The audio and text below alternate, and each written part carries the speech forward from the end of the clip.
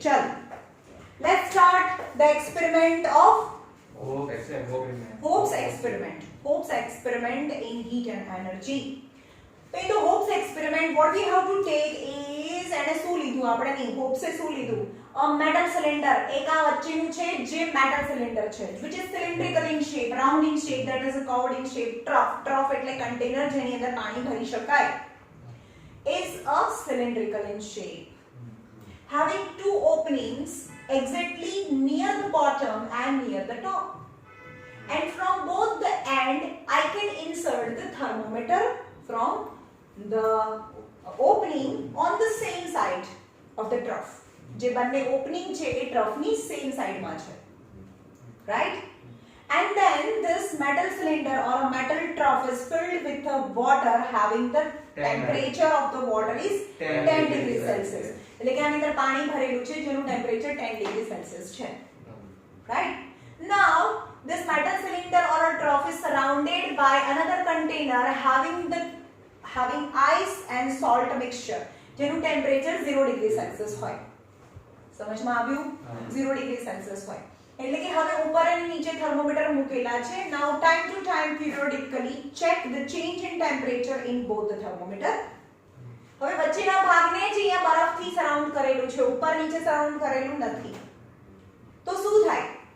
જો આ 0 degree Celsius છે એટલે એની બાજુ આટલું પાણી છે, આટલું પાણી, ખાલી આટલું જ પાણી, ઉપરનું પાણી નહીં. આ વોટર છે એ ગ્રેજ્યુઅલી 10 માંથી ઠંડુ થાય તો શું થાય? When cooled down anything, then its volume decreases, density increases. So 10 degree, 8 degree and 4 degree Celsius સુધી એની ડેન્સિટી શું થાય? ડિક્રીઝ થતી જાય. Density increases and volume decreases. એનું વોલ્યુમ ડિક્રીઝ થતું જાય અને ડેન્સિટી ઇન્ક્રીઝ થતી જાય.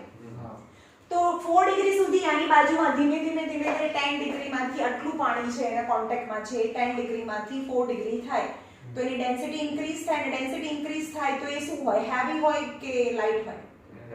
હેવી થઈ જાય ને. તો આ બધું પાણી ક્યાં જતું રહે? અહીંયા જતું રહે. સમજવાયું? એટલે આ પાણી 10 ડિગ્રી સેલ્સિયસ વાળું ઉપર જાય ને, એ પણ ગ્રેજ્યુઅલી 4 ડિગ્રી સેલ્સિયસ વાળું થઈ જાય. સમજવાયું? એટલે કે આ બધું પાણી કેટલા ડિગ્રી સેલ્સિયસ વાળું થઈ ગયું? 4 ડિગ્રી સેલ્સિયસ વાળું થઈ. આ પાણી તો હેવી નથી ભાઈ, 10 ડિગ્રી સેલ્સિયસ વાળું છે. એટલે સ્ટાર્ટિંગ ની અંદર જે બોટમ થર્મોમીટર છે એનું ટેમ્પરેચર છે એ 4 ડિગ્રી સેલ્સિયસ માં gradually decreases up to 4 degree Celsius. આવી સમજમાં? ઓકે. હવે આ બધું 4 ડિગ્રી સેલ્સિયસ વાળું થઈ ગયું, બધું હેવી થઈ ગયું, તો હવે તો કોઈ નીચે જવાનું નથી. Got it? હવે આ 4 ડિગ્રી સેલ્સિયસ છે અને આ 10 ડિગ્રી સેલ્સિયસ છે, તો ગ્રેજ્યુઅલી આ શું કરશે? એને ઠંડુ કરશે. પછી સમજમાં? આટલું પાણી આખું 4 ડિગ્રી સેલ્સિયસ થઈ જાય ત્યાં સુધી આ હેવી થાય. સપોઝ આ 10 છે તો ઉપર જઈને ઉપર વાળું નીચે આવે. ઓકે, આટલું 4 ડિગ્રી સેલ્સિયસ વાળું બધું પાણી થઈ ગયું.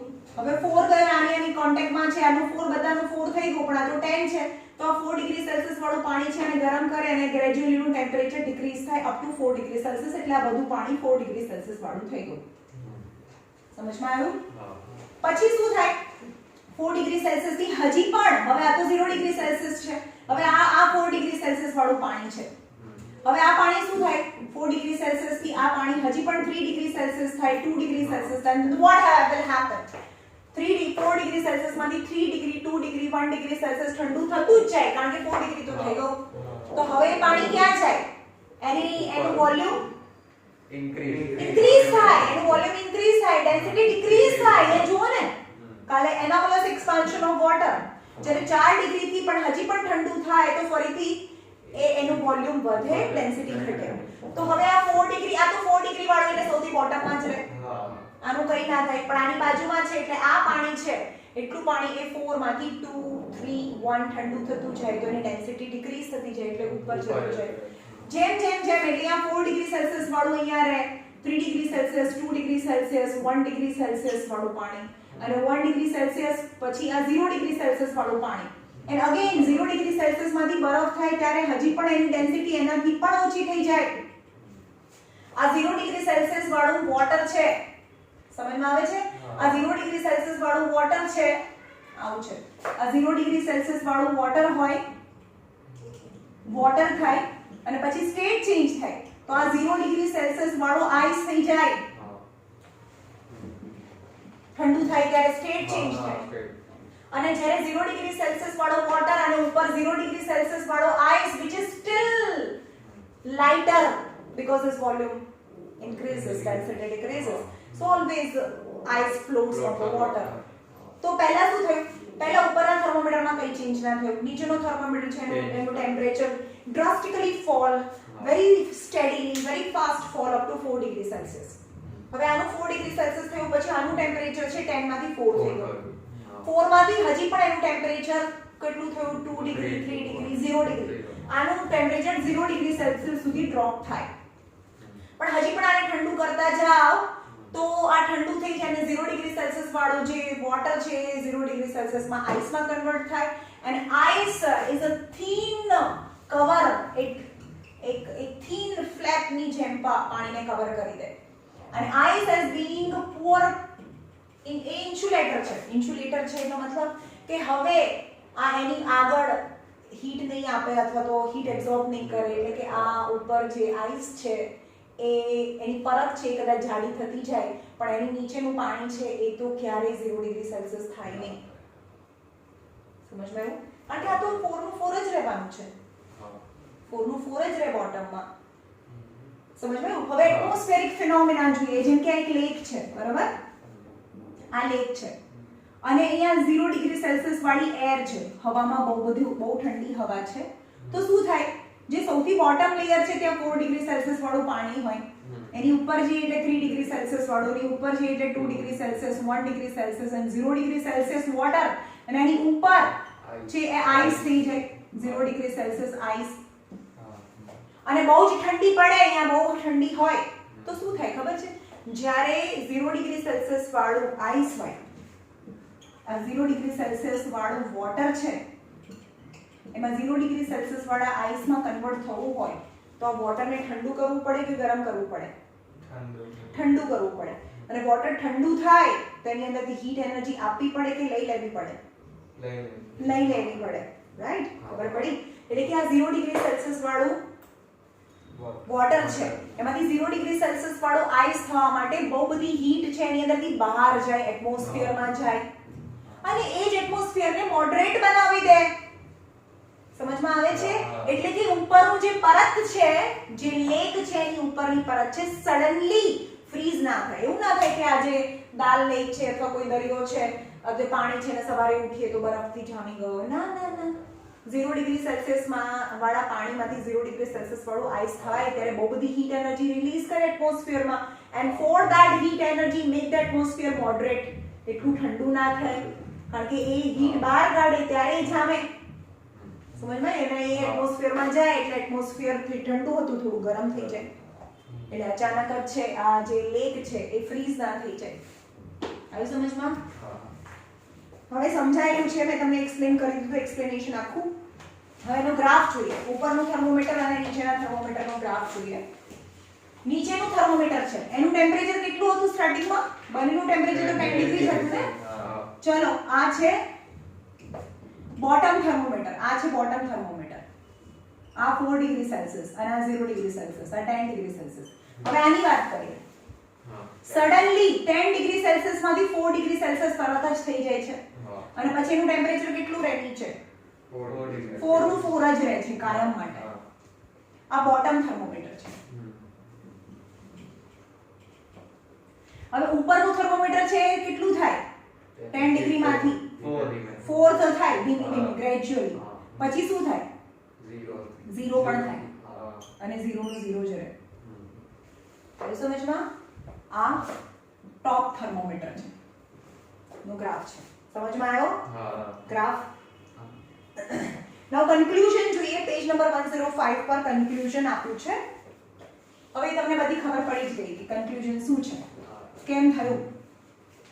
As the lower thermometer record 4 degree Celsius, lower thermometer છે એ 4 degree Celsius થી ઓછું ટેમ્પરેચર નહીં બતાવે, કારણ કે ઓછું થાય તો એ પાણી તો હલકું બનીને ઉપર જતું રહે, પાણી તો અહીંયા હોય જ નહીં.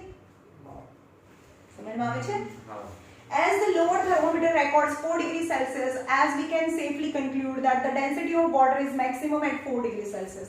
કારણ કે નીચે તો પાણી સૌથી ભારે છે, એટલે કે સૌથી નીચે સૌથી ભારે પાણી હોય તો નીચેનું ટેમ્પરેચર તો 4 જ રહેવાનું છે, સૌથી નીચેનું ટેમ્પરેચર. એનાથી ગરમ હોય કે એનાથી ઠંડુ હોય તો પણ એ ઉપર હોય.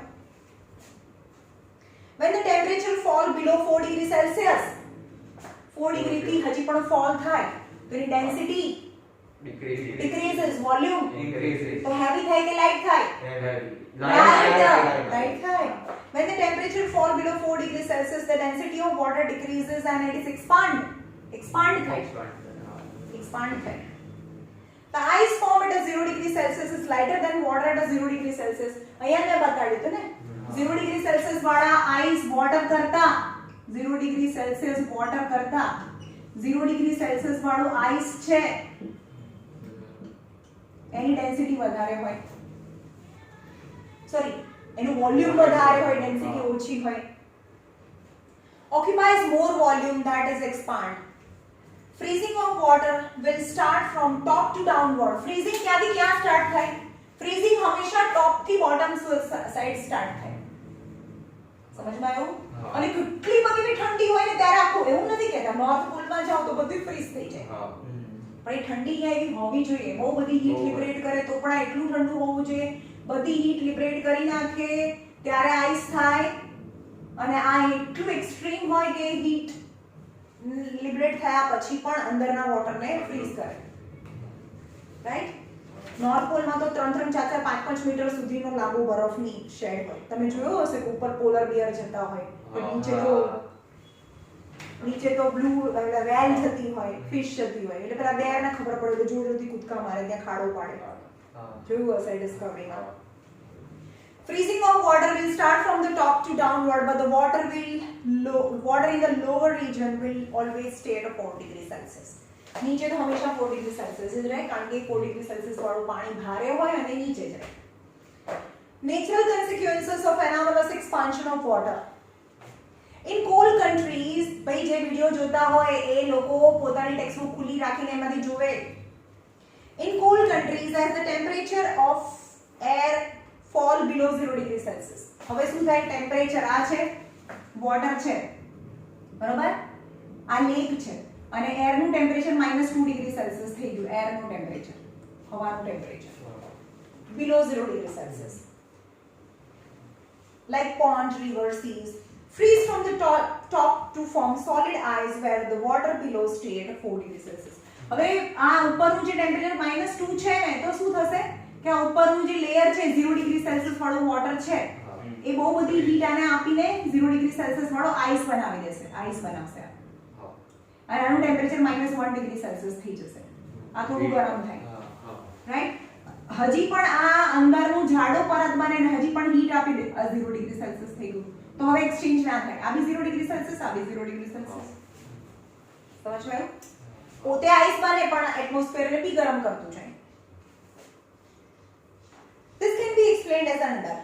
As the temperature of the water drops, its contracted density increases and hence it sinks to the bottom of the tank and continue till 4 degrees Celsius.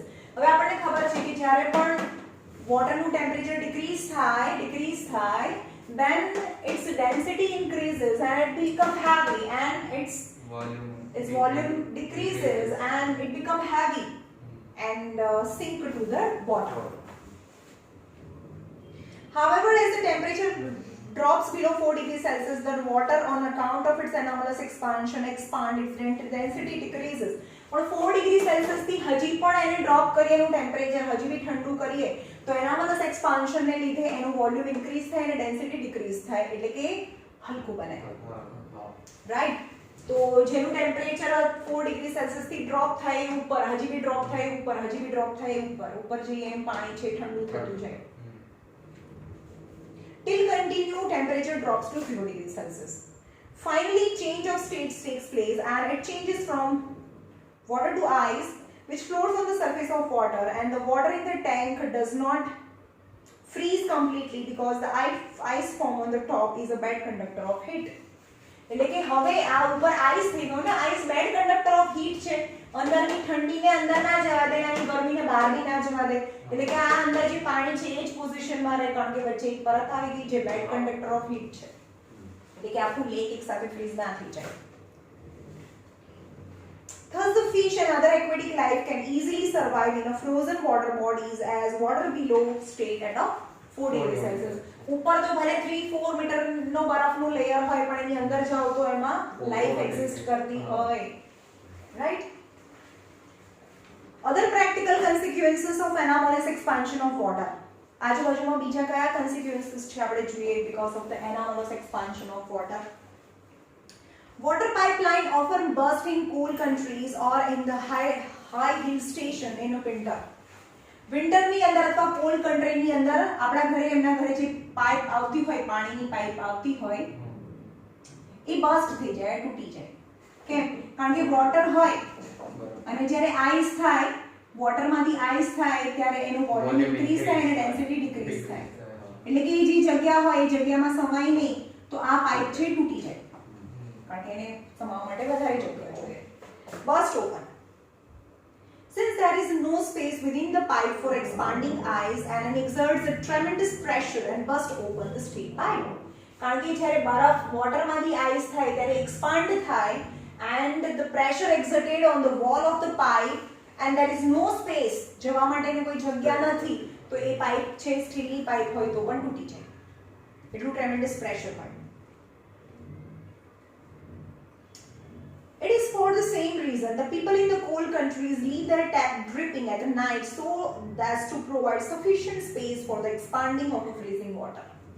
એટલે કે જે કોલ્ડ કન્ટ્રીઝમાં રહેતા હોય એનો નળ છે થોડો ખુલ્લો રાખી દે, ડ્રિપિંગ એટલે ટીપું ટીપું ટીપું પડ્યા કરે, એટલે કે એમ કે છે કે અહીંયા આગળ એક્સપાન્ડ જવાની જગ્યા ના હોય તો અહીંયા તો એ જવાની જગ્યા હોય જ, તો keep their water tap dripping at night so the pipe do not burst.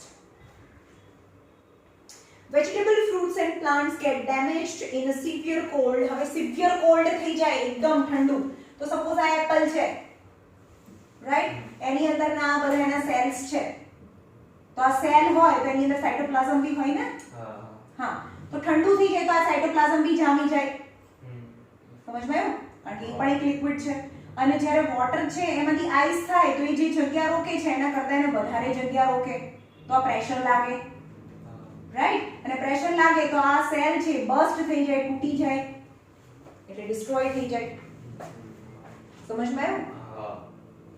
Vegetable fruits and plants get damaged in a severe cold because the water present in the plant cell on freezing expand and burst open the cell wall, એટલે કે cell wall છે એ burst થઈ જાય, તૂટી જાય અને open થઈ જાય.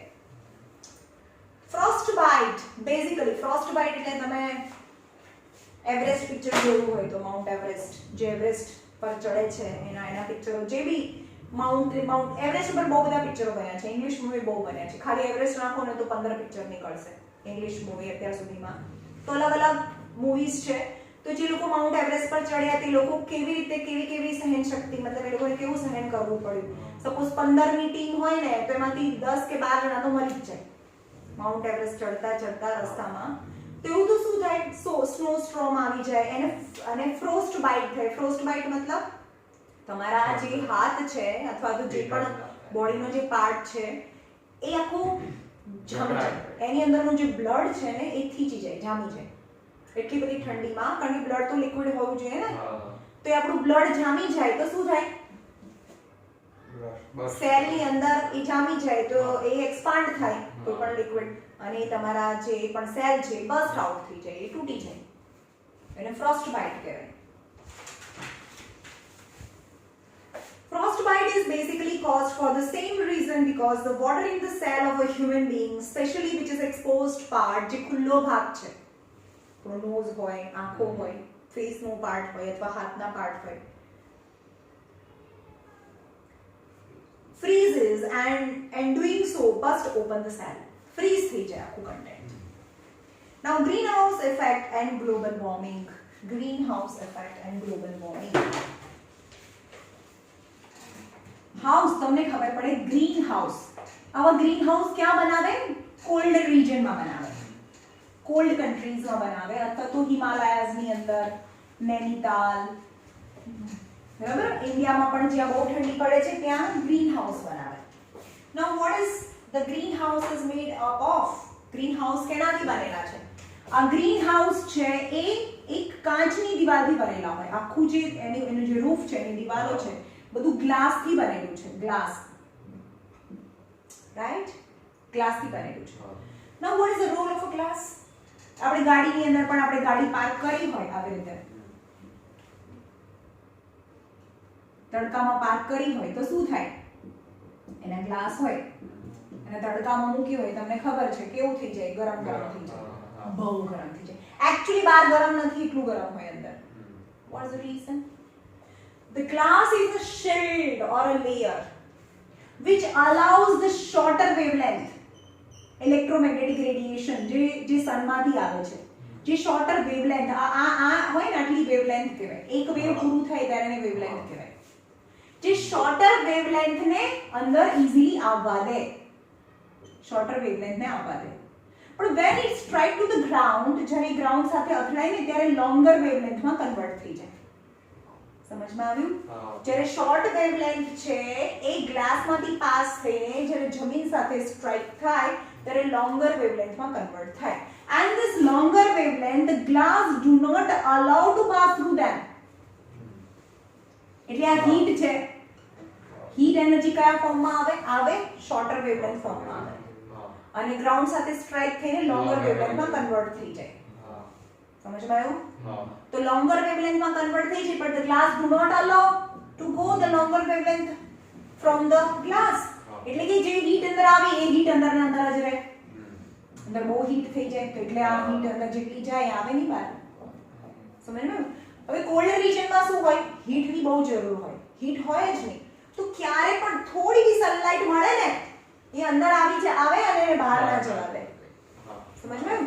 તો that optimum temperature which is required for the farming of some flowers, નહીં તો 0 ડિગ્રી સેલ્સિયસમાં તો બધા બસ્ટ ઓપન થઈ જાય એના સેલ. એટલે 0 ડિગ્રી સેલ્સિયસ તો ન જોઈએ, એનાથી ઓછું જોઈએ. અને એવું ક્યારે બને? જ્યારે તમે ગ્રીન હાઉસ બનાવો, આવું હાઉસ બનાવો.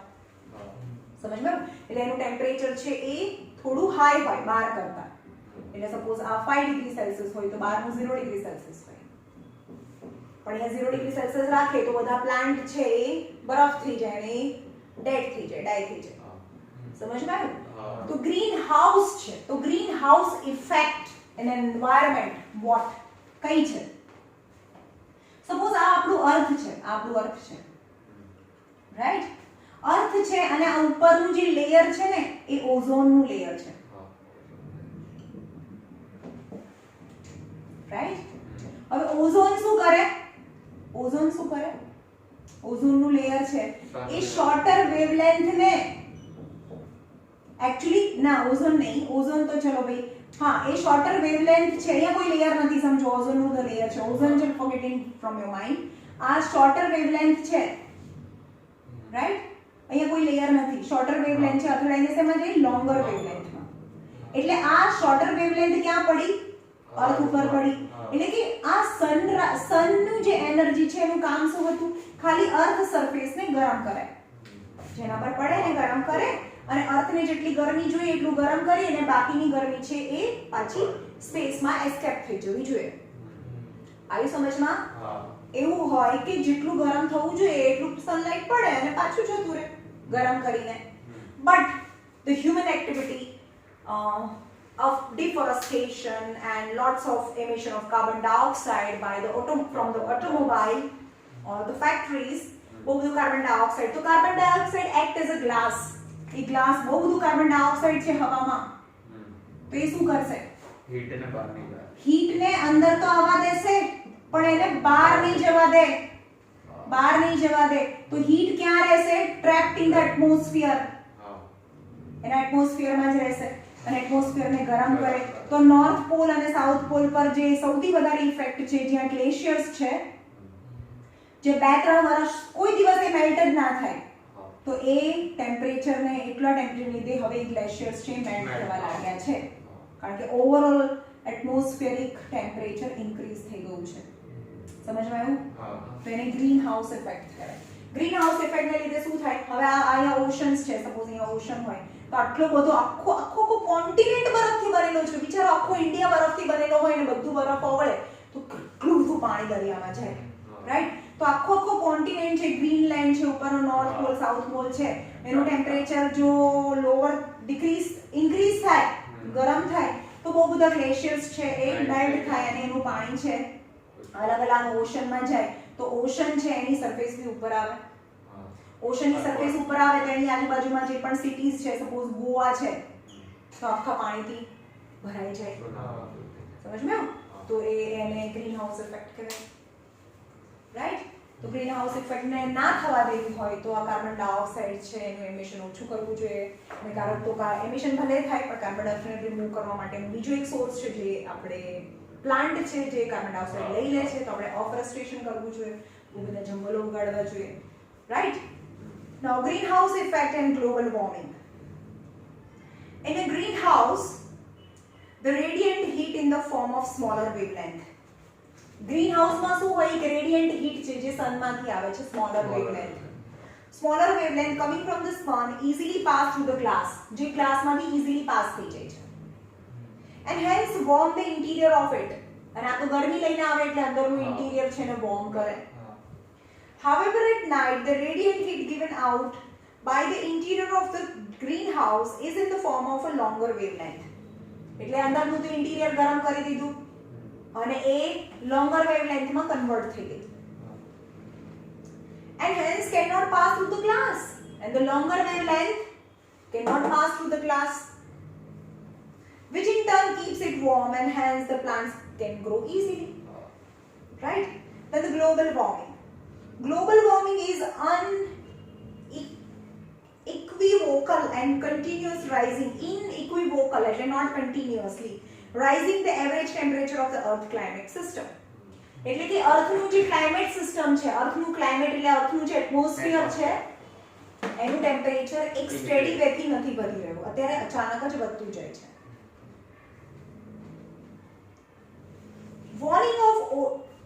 Warming of ocean is increasing day by day. Ocean જે વોર્મ થતા રહે છે, ઓશનનું પાણી ગરમ થતું રહે છે, બધું ગરમ થાય છે. ભાઈ એવું જ નથી ખાલી ઓશન ગરમ થાય છે, કોન્ટિનેન્ટ બી ગરમ થાય છે, આ નોર્થ પોલ અને સાઉથ પોલના બરફ બી ઓગળે છે.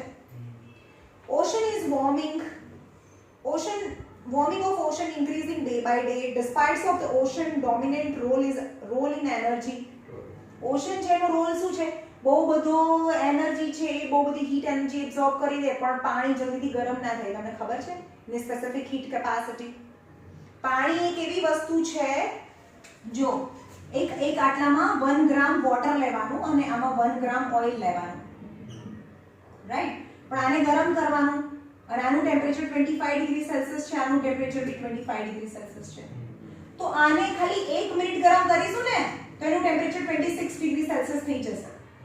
પણ આને 1 મિનિટને બદલે 15 મિનિટ ગરમ કરીશ ને સપોઝ, ત્યારે એનું ટેમ્પરેચર 26 ડિગ્રી સેલ્સિયસ થશે. સેમ અમાઉન્ટ તો પણ એ બહુ બધી હીટ એનર્જી એબ્સોર્બ કરી દે ફેરલી લો ટેમ્પરેચર, એટલા ટેમ્પરેચરમાં. અને આમાં જલ્દીથી ગરમ બી થઈ જાય, જલ્દીથી ફટાફટ ઠંડુ બી થઈ જાય. એટલે કે ઓશન છે બહુ બધી હીટ એનર્જીને એબ્સોર્બ કરશે તો બી એનું ટેમ્પરેચર 1 ડિગ્રી સેલ્સિયસ બી ના વધે, right? Scientists are more than 90% certain in most of global warming is being caused by increasing concentration of a greenhouse gases produced by the human activity. Greenhouse gases નું concentration વધતું જાય છે. Greenhouse gases એટલે carbon dioxide. Carbon dioxide નું proportion વધતું જાય છે એટલે કે અર્થનું એટમોસ્ફિયર વધતું જાય છે, અર્થનું જે ટેમ્પરેચર છે વધતું જાય છે. Since the early 20th century એટલો મતલબ 1910 1920 ની વાત છે. early 20th century અત્યારે 21st century ચાલે છે, 220 અત્યારે 2020 ચાલે છે ને. early 19th century માં શરૂઆતમાં સ્ટાર્ટિંગના પાર્ટમાં temperature has increased about 0.8 degrees Celsius with about 2/3 of the increase occurrence in 1980s. એટલે કે અર્લી 19th સેન્ચુરીઝમાં ખાલી 0.8 ડિગ્રી સેલ્સિયસ સેલ્સિયસ જ વધ્યું હતું જે પહેલા હતું. હવે 1980s માં ખાલી થોડા જ વર્ષોમાં એનું ટેમ્પરેચર 2/3 ઓફ, એટલે જેટલું ટેમ્પરેચર પહેલા વધ્યું હતું એના કરતા ડબલ વધી ગયું 2/3. એટલે સપોઝ આ 10 વર્ષમાં 0.8 ડિગ્રી સેલ્સિયસ વધ્યું હોય ને 20 વર્ષમાં, તો આ બહુ ઓછા ટાઈમમાં 0. એટલે કે 1 ડિગ્રી સેલ્સિયસ વધી ગયું હોય suppose. It has been stated that the largest driver of the global warming is carbon dioxide. સૌથી મોટો રોલ છે ગ્લોબલ વોર્મિંગમાં એ કાર્બન ડાયોક્સાઇડ છે. Emission from the fossil fuel combustion, cement production and land use changes such as deforestation. Right? तो carbon dioxide જે fossil ફ્યુલના કમ્બશનથી નીકળે और cement ઇન્ડસ્ટ્રીઝમાંથી, કારણ કે એને ગરમ કરે સિમેન્ટને, રેતીને ગરમ કરીને સિમેન્ટ બને ત્યારે કાર્બન ડાયોક્સાઇડ નીકળે. અને લેન્ડ યુઝ કરીએ છીએ આપણે જેમ કે તમારું મારું અત્યારે અહીંયા ઘર છે, પહેલા જંગલ હતા આ જગ્યાએ, પણ હવે વાડી, અને સામે બી વાડી છે ને, તો વાડી કાપી અને ઘર બનાવીએ છીએ, લેન્ડ યુઝ કરીએ છીએ. તો જંગલો કાપીને માણસ રહે છે, તો માણસ તો કાર્બન ડાયોક્સાઇડ નીકળવાનો છે. મોર the emission of carbon dioxide. Human influence has been detected in warming of atmosphere and the ocean changes as in the global water cycle, reduction in snow and ice. તો શું થાય? Water cycle disturb થઈ ગઈ. Water cycle તો ખબર છે ને, summer, winter, monsoon season. અને જે આઈસ છે નોર્થ પોલ, સાઉથ પોલની અંદર અથવા તો ઇન્ડિયાની અંદર, હિમાલયાઝની અંદર, તો એ આઈસનું જે પ્રપોર્શન જે રહેવું જોઈએ દર વર્ષે અમુક સિઝનની અંદર આટલો આઈસ તો રહેવો જ જોઈએ, એ કન્ટિન્યુઅસલી ઓછો થતો જાય છે. It has been indicated during in 21st century the global surface temperature is likely to be raised 1.1 to 2.9 degrees Celsius. એટલે સ્ટાર્ટિંગમાં 21st century આખી પતવા આવે ત્યાં સુધીમાં ટેમ્પરેચર છે 1.1 to 2.9, 1.1 to 2.9 ડિગ્રી સેલ્સિયસ. એનો મિનિમમ સાઇડ, મિનિમમ જો આપણે બહુ ધ્યાન રાખીશું, બહુ બધા ટ્રીઝને ઉગાડીશું તો પણ આટલું ટેમ્પરેચર તો વધશે જ. હવે તમે વિચારો કે આખી દુનિયાનું આટલું ટેમ્પરેચર વધારવાનું છે. સમજમાં આવે છે? આટલું એક કન્ટેનર છે એનું ટેમ્પરેચર 1 ડિગ્રી સેલ્સિયસ વધારવાનું કહો, અને આખો બોર્ડ જેટલું આટલું મોટું કન્ટેનર છે એનું ટેમ્પરેચર 1 ડિગ્રી સેલ્સિયસ વધે, 25 માંથી 26 છે, આખું પાણી ભરેલું છે, તો કેટલી બધી હીટ જાય ત્યારે 1 ડિગ્રી સેલ્સિયસ વધે. તો કેન યુ ઇમેજિન દુનિયા કેટલી મોટી છે? આખી દુનિયાનું ટેમ્પરેચર જો 1 કે 2 ડિગ્રી સેલ્સિયસ વધે, કેટલી બધી હીટ એનર્જી છે ને એબ્સોર્બ કરી કહેવાય. Right? And for the lowest emission and 2.2 અને maximum emission કરીશું તો 2.4 to 6.4 ડિગ્રી સેલ્સિયસ જેટલું ટેમ્પરેચર વધી શકે છે. આ મિનિમમ સાઇડ આટલું તો વધશે, પણ મેક્સિમમ સાઇડ આટલું વધી શકે. For the highest, the range of this estimate arises from the use of model with a different sensitivity to greenhouse gas concentration. એટલે કે અલગ-અલગ સેન્સિટિવિટી વાળા ગ્રીન હાઉસ આપણે યુઝ કરીને આવું પ્રેડિક્ટ કર્યું કે આટલું ટેમ્પરેચર મિનિમમ અને મેક્સિમમ વધી શકે. It has been observed that the earth absorbs short infrared radiation and other radiation coming out from the sun and gets heated up. એટલે અર્થ શું કરે? જે શોર્ટ વેવલેન્થ આવે છે એને એબ્સોર્બ કરી લે અને પોતે હીટેડ અપ, એટલે કે અર્થ ગરમ થાય પોતે. Future climate change and associated impact will vary from region to region around the globe. એવું નથી, જે ગ્લોબ આખા દુનિયામાં પણ જે જગ્યા એન્વાયરમેન્ટનું ધ્યાન રાખતી હશે તો ત્યાં જરૂર નથી કે એટલું ટેમ્પરેચર વધે, પણ દુનિયાના બીજા કોઈ સાઈડમાં ત્યાં બહુ ડિફોરેસ્ટેશન થઈ ગયું, બહુ બધું કાર્બન ડાયોક્સાઇડનું એમિશન થઈ ગયું, તો બને કે એ પાર્ટ છે ગ્લોબનો એ પાર્ટ વધારે ગરમ થાય, બીજો એટલો ગરમ નહીં થાય. It affects often increase the global temperature includes the rise in શું થશે? આખું દુનિયાનું ટેમ્પરેચર વધશે તો દુનિયા ઉપર જ, ગ્લોબ ઉપર જ દરિયા આવેલા છે, ગ્લોબ ઉપર જ નોર્થ પોલ, સાઉથ પોલના આઈસબર્ગ્સ છે, તો શું થશે?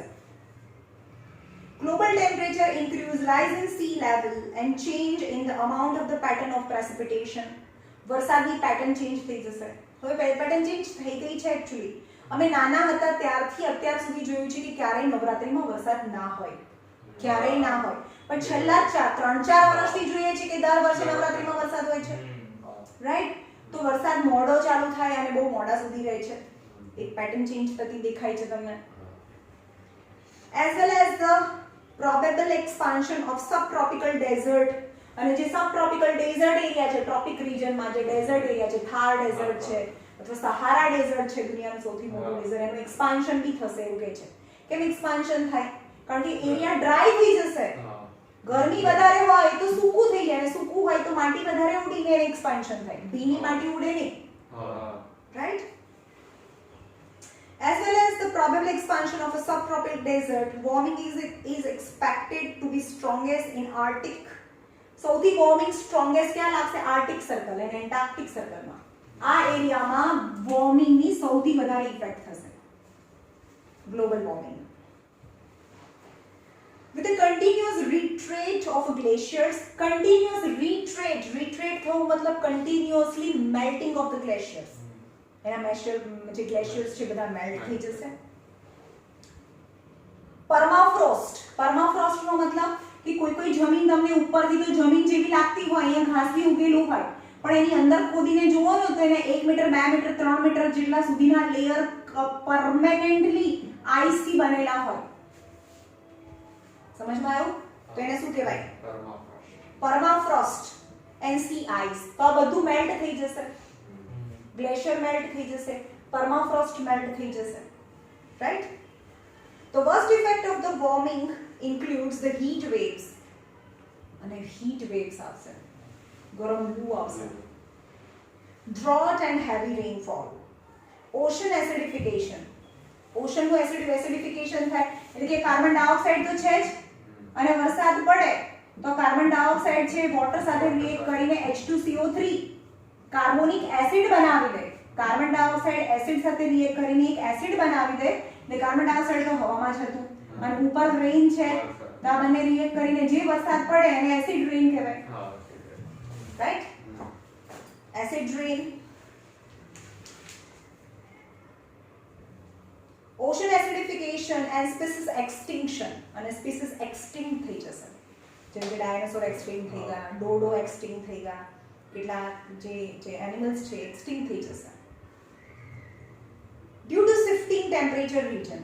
કારણ કે અહીંયા તમે વિચારો કે આ પેગ્વિન છે, એટલા ટેમ્પરેચરમાં જીવી શકે. હવેનું ટેમ્પરેચર રાઈઝ થાય તો શું થાય? એ મરી જાય, એટલે એક્સટિંક્ટ થઈ જાય, કારણ because of the shifting of the temperature. Further, the threat of a food security from the crop yield. Crop yield ની food security પણ ઓછી થઈ જશે. Drought પડશે, કાં તો excess heavy rain પડશે, તો બધો crop destroy થઈ જશે. And loss of habitat from inundation. Inundation એટલે washing. વધારે વરસાદ પડશે, કોઈ જગ્યાએ crop તો ઉગ્યો હોય, પણ heavy rain ને લીધે crop આખું wash થઈ જાય, denudation થઈ જાય, inundation થઈ જાય, wash થઈ જાય ઉપરનું layer. Are also after effect of the warming. Now, effect of global warming. What are the effect of global warming? The main effect of the global warming is global warming. नाम परથી જ ખબર પડે, global warming. The temperature of the earth increases. Due to increase in the temperature, snow and ice near the pole will start melting fast, giving rise to the level of the sea, river, and which may cause the damaging effect. એટલે કે આ બધું પાણી છે, આખો જે continent છે એ જો મેલ્ટ થાય તો બધું પાણી ઓશનમાં આવે, અને ઓશનની જે સરફેસ છે એ રાઈઝ થાય, અને આજુબાજુનું બહુ મોટો એરિયા છે એ પાણીની અંદર ડૂબી જાય. Due to rise in level after melting of ice at pole and glacier, the coastal area will also badly affected, causing great loss. અને કોસ્ટલ એરિયામાં જે રહેતા લોકો છે એ અફેક્ટેડ થાય. It will then affect the product of cereals and other agricultural product and crops. Crop ને બી affect થાય. And it will damage the climatic condition, causing floods or a drought. કાં તો ફ્લડ આવે, બહુ બધું પાણી આવે, જેમ કે અમરનાથમાં પેલું શું કયામાં થયું હતું? કેદારનાથમાં આવ્યું હતું ને, એકદમ બહુ વધારે ફ્લડ આવ્યું હતું, સુનામી જેવું. પિક્ચર બી બન્યું છે પેલા સુશાંત સિંહ રાજપૂતનું. કાં તો ડ્રોટ થાય. સો આપણે શું કરવું જોઈએ two avoid global warming? Plants ઉગાડવા જોઈએ અને કાર્બન ડાયોક્સાઇડ એમિશન કરે એવા જે ફ્યુલ છે જેને આપણે પેટ્રોલિયમ પ્રોડક્ટ કહીએ છીએ એનો યુઝ મિનિમમ કરવો જોઈએ એના બદલે અલ્ટરનેટિવ સોર્સિસ યુઝ કરવા જોઈએ જેમ કે વિન્ડ મિલ છે સોલર એનર્જી ઇન્ડિયા એવી કન્ટ્રી છે ને એને બહુ સોલર એનર્જી મળે છે તો રૂફટોપ લગાડો તો અલ્ટિમેટલી આપણા ઘરે જે ઇલેક્ટ્રિસિટી આવે છે એ કેનાથી આવે છે કોલ બહુ બધો કોલસો સળગે ત્યારે ઇલેક્ટ્રિસિટી બને છે તો કોલસો સળગીને તો કાર્બન ડાયોક્સાઇડ જ બનવાનો છે તો બધાના ઘરમાં જો રૂફટોપ હોય તો બહુ બધો કોલસો બચી જાય અને બહુ બધો કોલસો બચે તો બહુ બધું કાર્બન ડાયોક્સાઇડ નીકળતો બચી જાય right so to minimize the global warming due to greenhouse gases we should have afforestation and to minimize the use of fossil fuel okay it's a very easy lesson હવે આના પછી કયો lesson છે શું નથી ખબર બે લેસન તો હતા